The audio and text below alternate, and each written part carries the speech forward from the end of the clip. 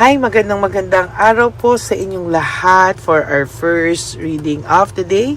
Tingnan po natin kung ano po ang makikita natin sa ating first reading of the day. Today, kamusta po kayong lahat? I hope na nakaresonate po kayo sa ating mga readings kahapon. Nagpo yan. Tingnan po natin muna kung ano po ang inyong angel card number because I know na na-miss nyo na po ang inyong angel number for today. So, tingnan po natin kung ano po ang angel number nyo ngayong araw na ito. Yan. Minsan po nagkakamali ako sa araw, no? Dahil talagang pero tingnan po natin kung ano po ang makikita natin sa inyong angel number for today. Bunot na po tayo. 1414, this is about light up, no? Mood swings, respect, family, constructive outlook, and quality. Focus on your needs, desire, and hobbies. Everything is more accessible with a light attitude. You will be blessed with new opportunities and a new friend or an addition to your family. Good vibes will speed up the process.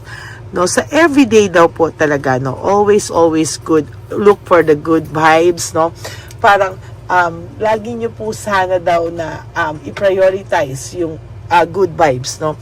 Marami po kasi dito umaga pa lang parang malungkot na, umaga pa lang parang may emptiness na, parang dito po talaga sa nakikita ko sa inyo, kailangan panatiliin niyo daw muna po yung good vibes, no. Talagang yan po ang nakikita kasi yung lahat po, mag-focus ka daw sa mga kailangan mo, sa mga gusto mong gawin, and lahat daw po yan ay ibibigay sa inyo. Marami daw opportunities na darating along your way. For some of you, may na-expect na new addition to your family. It doesn't always mean na buntisan yan or tao yan. Pwede kayong mag-adapt ng dogs, ng kung ano man ang gusto nyo, no? Or a new friend, sabi nga dito, no? Basta you have to release all the bad vibes, bad energies, and you really have to, parang sabi nga dito, focus, no? Mag-focus ka po sa lahat ng magagandang pwedeng mangyari sa buhay mo. Okay, so ngayon naman po ay tingnan po natin kung ano naman po ang mababasa natin, no? Sa inyong tarot cards for today, for our first reading of the day today, no? Tingnan po natin. Uy, no? So ngayon po gusto po ng Divine Universe na ikaw po, ito, dito, para kita nyo ba yan, Okay, so, meron po dito na may mga tao daw na, may disappointment sa buhay, May disappointment, na-overstress, gusto daw ng clarity, gusto ng improvement sa kanilang buhay, may frustration na nararamdaman. As a matter of fact, medyo malalim yung frustration na nararamdaman nila sa kanilang buhay sa ngayon, at hindi nila alam kung ano yung kailangan gawin or ano yung gagawin nila para daw mawala yung frustration nila. Lagi silang may tension kasi naiisip nila kung ano yung mga bagay na sinayang nila sa connection nyo, ano yung mga bagay na nagpalungkot sa kanila, and hindi po nila talaga alam kung ano po yung mga susunod na kaganapan sa kanila,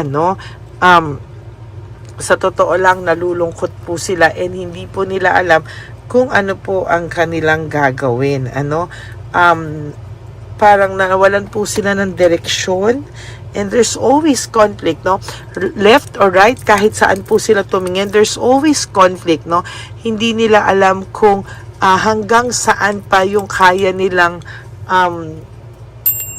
kahit hanggang saan pa yung kaya nilang parang palagpasin or deadmahin na walang direksyon yung buhay ko, pero talagang sinasabi ko sa inyo sa mga oras na to, sila po ay nalulungkot, parang ngayon nila naisip na maling-mali na leaving home, moving forward, mali daw talaga na umalis sila, na nagsarili, na for some of you, ginosting, sa mga ginosting po dyan, sa nakikita ko yung mga ginosting, ay nako, talagang makikita mo na may pagsisisi, bakit kanila ginosting. At yung mga nang ghosting po dyan, hindi matahimik. So talagang malungkot po sila oh. Talagang hindi nila alam, no? Hindi nila alam kung bakit daw nila nagawa yun. As a matter of fact, yung mga nag-ghosting, napunta po sila sa mga relasyon na panay-away, no? Conflict, away. Yan, ano? Sabi nga, away-away. Laging away ng away. So, yan po yung mga hindi nila ine-expect. Akala lang nila na masaya, akala lang nila okay, pero hindi po, ano? May mangyayari po sa kanila talaga ng mga delayed success, negativity, may away talaga na nangyayari, depression, separation. Oh, for some of you, merong magkakaroon ng separation, ano, dun sa mga tao na ginosting kayo, no? Tapos pinagpalit kayo. There will come a time na meron po talagang separation sa kanila. Makakarma rin talaga to, and disappointment, no? Yung mga nag-ghosting sa iyo, very disappointed sila actually ngayon sa kanilang buhay, no? Hindi nila akalain na lahat yan. No motivation sila, sa totoo lang. Wala silang motivation sa buhay nila ngayon, ano? And naguguluhan sila, para nagkakaroon sila ng confusion. Why? Naisip talaga nila yung ganyan, ano? Dissatisfied sila sa lahat ng mga nangyari sa buhay nila. Lack of inner joy. Naghahanap sila ng happiness and inner joy, pero hindi po nila yan makita sa ngayon, no? Napakasaklap talaga ng sa kanila ngayon talaga, no? There is this emotional immaturity, no? Very immature kasi sila, and somehow hindi nila alam na maaapektuhan din para sila ng mga nagawa nila, no? So hindi nila alam na pwede silang maapektuhan, pero ngayon nare-realize nila na sila po yung may kasalanan, ano? For some of you, hindi naman nila alam na dadating yung araw na sila pala ay maaapektuhan sa paghihiwalay nyo, na hindi po nila alam na hahanapin nila kayo, no? Na mamimiss nila kayo, at naiisip nila yung mga magagandang ginawa mo. Hindi pa rin pala nila alam na there will come a time na magiging okay sila. Maling-mali talaga, no? And yun po yung nakikita ko na hindi tama, no? Talagang naguguluhan sila, no? And sa nakikita ko dito, lagi silang nagka-clash ng interest ng kanyang person or nung person na pinalit niya. Hindi katulad mo na dati, sige lang, kahit na anong problema niya, sunod ka lang, kahit na anong problema niya at sinusolusyonan mo. Ngayon, mag-isa siya sa problema niya, no? Wala siyang pake ngayon, and nahihirapan siya ngayon. Hindi niya alam kung ano daw yung magpapatino sa kanya. Hindi niya na alam kung ano yung mga susunod na kaganapan sa buhay niya. Parang siya bigla naguluhan, ano? Napatay, no? Ano na ba ako? Nasaan ako? Hindi niya alam kung anong direksyon ang tumatakbo sa kanya. And somehow, yung mga ganyan ngayon, yan yung tinatawag nating isang malaking karma. Without you doing anything, no, babalik po sa kanila yan. And yun po yung hindi nila naiintindihan, na bakit akala nila okay sila tapos yung pala hindi, no? Yan po yung masasaklap, no? And sa totoo lang, no, hindi nila alam kung ano po yung kanilang gagawin, no? Talagang nahihirapan sila, and somehow yan yung matinding dagok sa kanila. Hi. No right choice. Very confused sila. Alam nila na maling-mali yung pinili nila. Alam nila na somehow ay hindi nila aakalain na mangyayari lahat sa kanila to, no? Marami silang na-miss na chance, miss opportunities, no?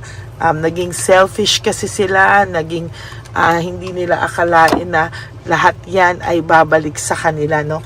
Akala nila okay lang sila, pero ang dami-dami po nilang unresolved issues na talagang pilit nilang dinadaanan lang at nilalabanan, ano? Hindi nila akalain na sa lahat ng ginawa nila ay ganyan ang mararamdaman nila, no? Akala nila okay lang ako, akala nila walang problema, pero ayan, no, dyan talaga nila nakita na lumungkot po ang buhay nila, at hindi nila akalain na lulungkot ng ganyan ang buhay nila, no? Kasalanan kasi nila yan, no? At marami silang distractions, no? Ayan, no? Lack of rewards, distractions, and napaka-greedy kasi nila. Naging greedy sila, no? Naging masyado silang possessive, greedy, no? Parang sila na lang ang laging tama.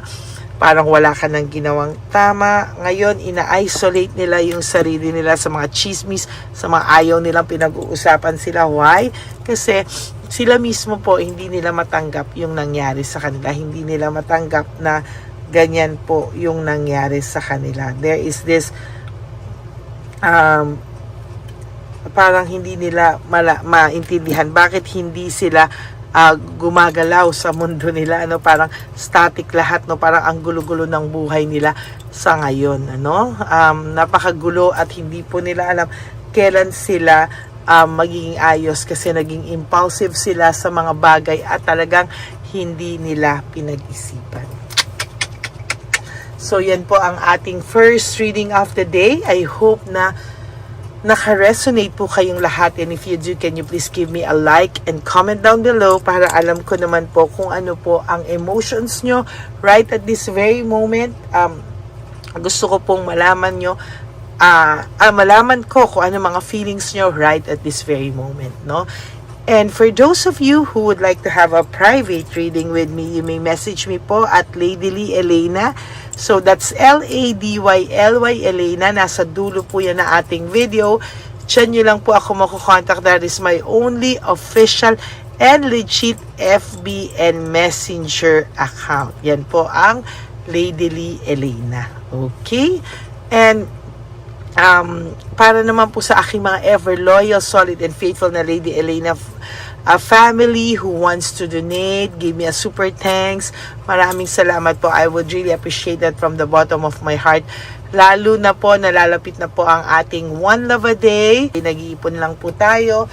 And bibigay po tayo ulit ng mga loot bags sa ating mga lolos at lolas, ampaw, sa ating mga lolos at lolas sa daan at kalye na pinabayaan na po ng kanilang mga anak. Okay? And sabi ko nga po sa inyo, when you wake up each day, you do 3 things that will make you happy for the day.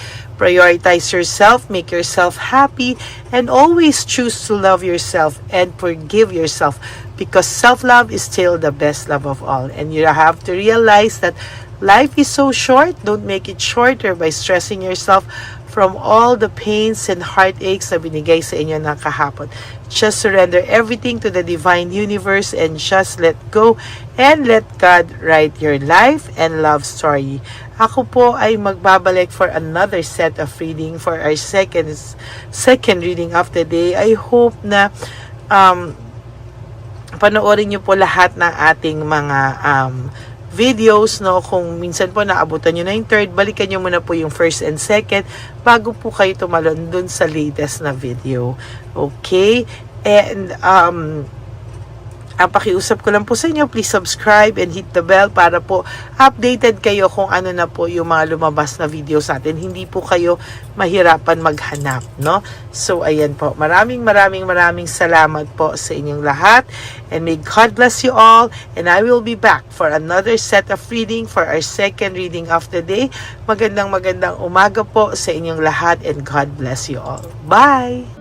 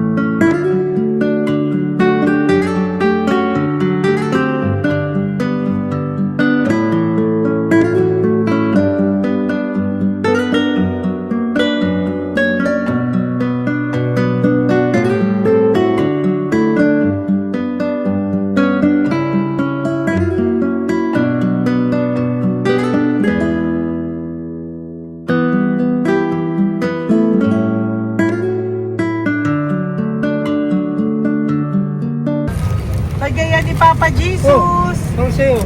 Ito pa no. Go ahead. Pera. Wala na, that's it? Ito po pera. Ito pa pera, oh. Bigayan ni Papa Jesus. Kain mo yan, ha? Jesus yan, bigay. Wala ka ng pera dyan, ha? Okay lang kami, okay lang kami. Para sa iyo yan, para sa iyo. Naman yan ang isip niya pa. Pagkain mo yan, ha? Saan ka pa? Bye-bye. Yung pagkain mo kunin. Nga po to. Bakit? Lagay mo lang po dito. Pati po. Taga po, may bibigay lang po kami sa'yo. Bigay po ni Papa Jesus. Yan, para po sa'yo yan. Ingat po.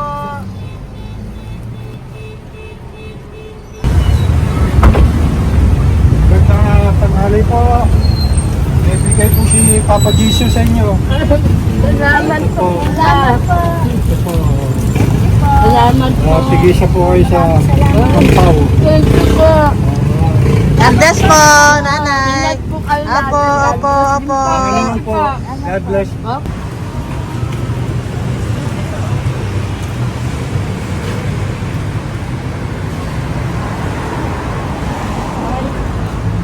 Bigay po ni Papa Jesus sa inyo.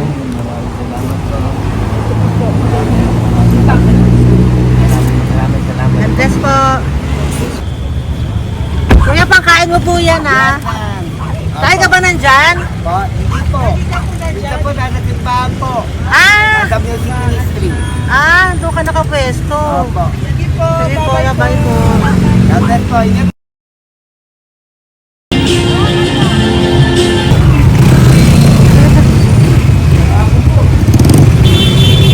Pagkakit po si Papa Jesus.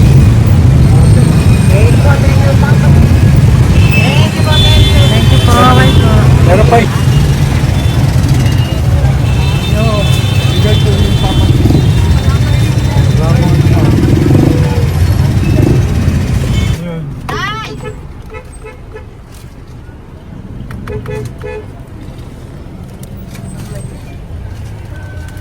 Yun. Tay, para sa iyo po, bigay po ni Papa Jesus. Papa Jesus, eh. Tay, bye-bye. God bless po, God bless. Para sa iyo po, bigay po ni Papa Jesus. Ayan po, bigay po yan sa iyo ni Papa Jesus. Thank you po. Amen.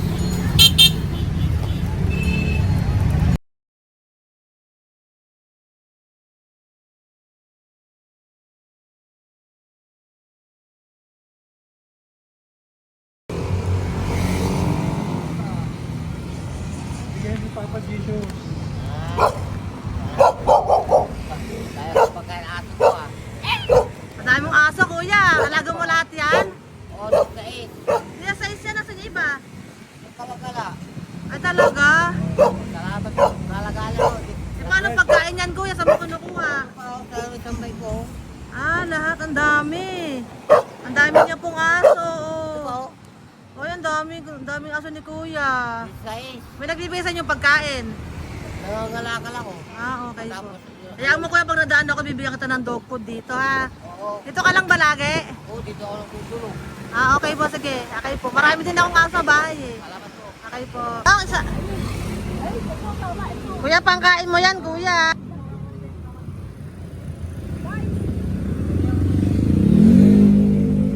Nangangalakal ka, kuya? Sige po, thank you po. Maraming salamat, ma'am. May pagkain ka, nanay. Sa hirap ng buhay ngayon. Ba't nandito ka, nay? Tagasan ka ba? Yung arthritis ang sakit ko eh. Tagasan ka ba, nay? Sa plado eh. Sa Pladway. Oo. Okay po.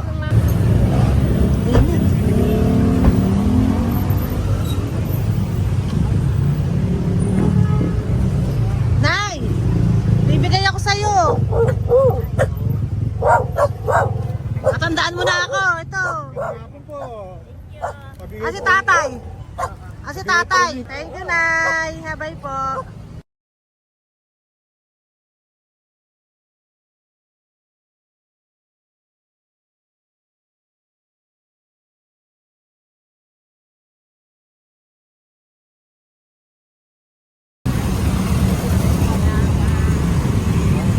God bless, Tay. Thank you po. Pabigay po. Bigay po ni Papa Jesus. Salamat po. Bigay po ni Papa Salamat po, Jesus. ate. Ito po, oh. Salamat po. Bigay po ni Papa Jesus. Ito pa po. Salamat po, Tay. Salamat po, tita. Bye-bye po. Maraming po salamat. Kayo, ate. Opo, ingat po kayo. Taga saan po Ingat kayo? Taga Tayabas, Quezon po kami. Mga Aita po kami sa Quezon, mga katutubo. Sige, ingat po. Salamat God bless.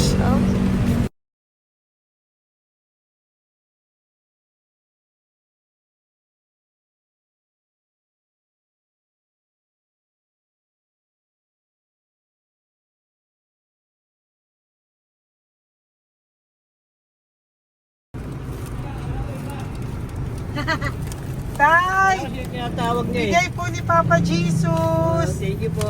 Ayan po. Sobrang Ang sipag mo naman, Tay. sipag niyo naman po. Kanina po kasi, taglagas ngayon, taglagas. O, pang merienda niyo po yan, Sige po, ha? salamat po sa inyo. Tapos yung road bags po, Kala ko uwi sino niyo po. binubusinahan niya eh. Sige Thank po, you na bye-bye po. Thank you po, salamat po, bye-bye.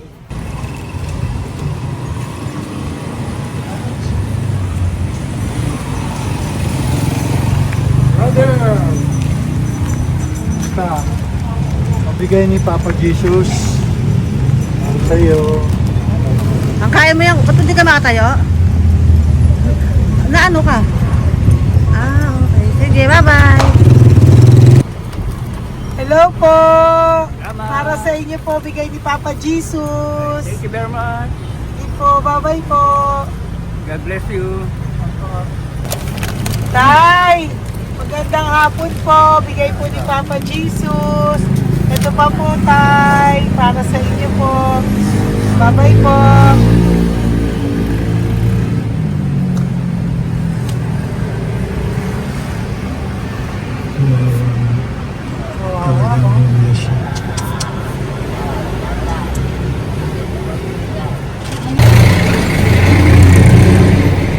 Ate.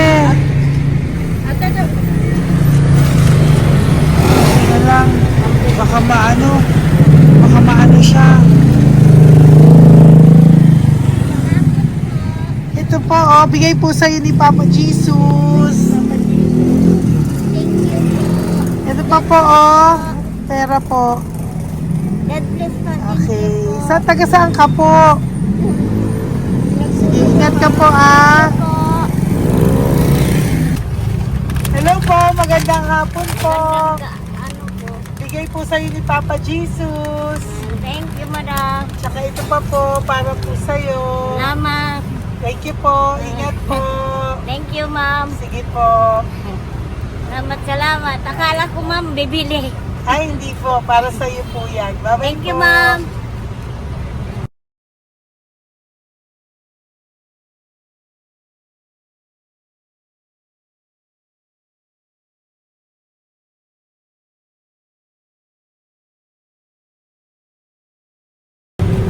Tay, Hirap na hirap.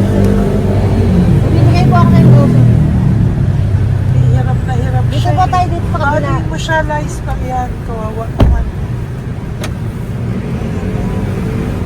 Hi, magandang araw po. Oh Lord. Bigay po ni Papa Jesus. Ito po, ano yung pangdagdag po. Dagdag po, bigay po ni Papa Jesus. Thank you po. Thank you po, Kawawa naman.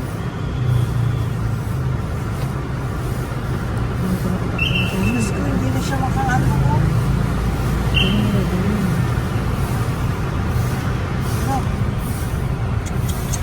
Pagkabang, may tatawin lahat.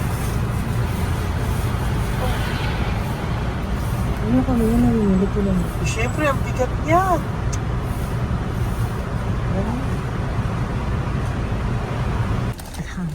Kaya, bigay sa'yo ni Papa Jesus. Thank you po, ma'am. Ay, yung palinis po, ma'am. Hindi na po, okay na Thank you po. po. Ito po. Thank you ma'am. po. Thank you, sir.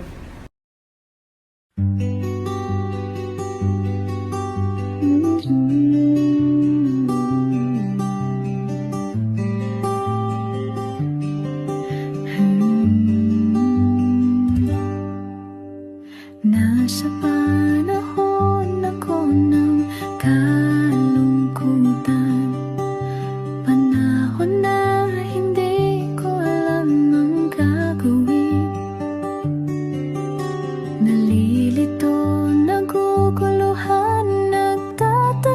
sa sarili, ano nga ba ang gagawin ko? Nang biglang nag-browse ako sa YouTube at biglang lumabas ang channel mo, ang mensahe na noon ay nilabas mo. Angkop sa nadarama ko. Unang beses lang dumaan ang channel mo sa browser ko. Hindi ako nagdalawang isip na hanapin ang Facebook account mo at mag-message sa'yo. Agad ka naman sumagot sa mensahe ko.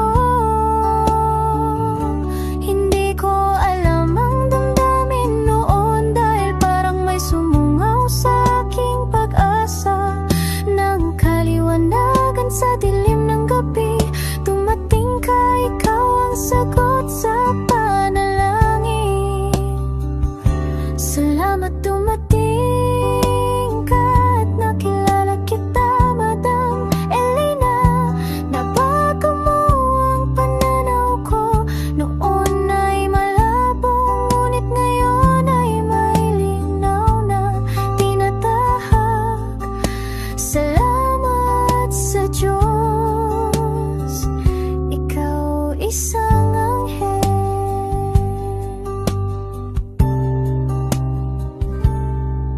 na inihulog sa lupa upang kami ay tulungan na